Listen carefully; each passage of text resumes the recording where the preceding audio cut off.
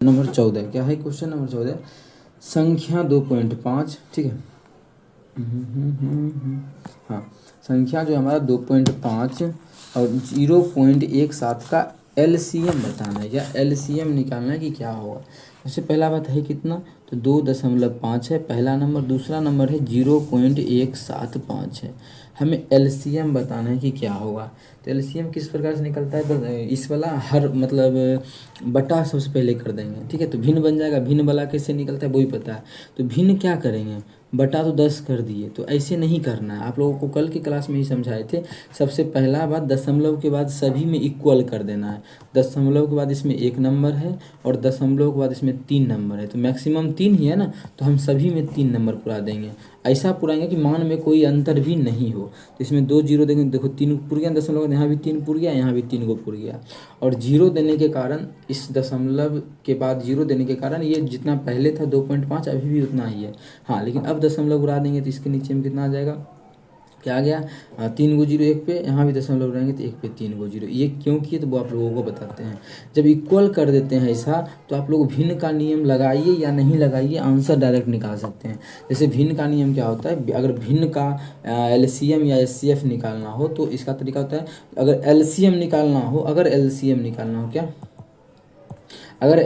निकालना हो तो ऊपर का एलसीएम नीचे का एचसीएफ तो दोनों का 1000 ही होगा, क्योंकि दोनों में 1000 ही कॉमन है। लेकिन अगर हम इक्वल कर देते हैं तो इतना दिमाग नहीं लगाएंगे कि भिन्न का नियम लगाना है, डायरेक्ट नीचे में 1000 है तो 1000 का 1000 लिख देंगे, ठीक है। अब जो एलसीएम बोला है तो इस दोनों का एलसीएम निकाल दीजिए। तो एलसीएम क्या होता है, जो सभी में मिल रहा है वो भी, जो नहीं मिल रहा है वो भी।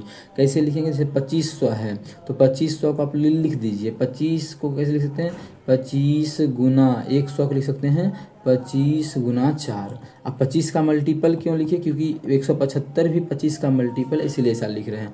तो हम लिख सकते हैं इसको 25 गुना 4। ये कैसे हमें फटाक से दिखा, देखो मेरे भाई, ये तो 25 खुद है और 100 होता है 25 गुना 4, वो हम लिख दिए हैं, ठीक है। अब हमारा 175 भी दिया है, तो 175 जो होता है वो होता है 25 सत्ते, तो 25 गुना 7, ठीक है। 25 गुना 7 जो होता है वो 175। तो जो कॉमन है वो तो होगा ही, जैसे 25 इस दोनों में कॉमन है तो 25 तो होगा ही होगा, गुना जो नहीं कॉमन है वो भी होगा। तो ये सब कॉमन नहीं है, ये सब कितना, अच्छा ये तो 25 गुना 4 कितना है, 100 ही है ना, तो 100 और गुना 7 है तो 7 भी लिखेंगे।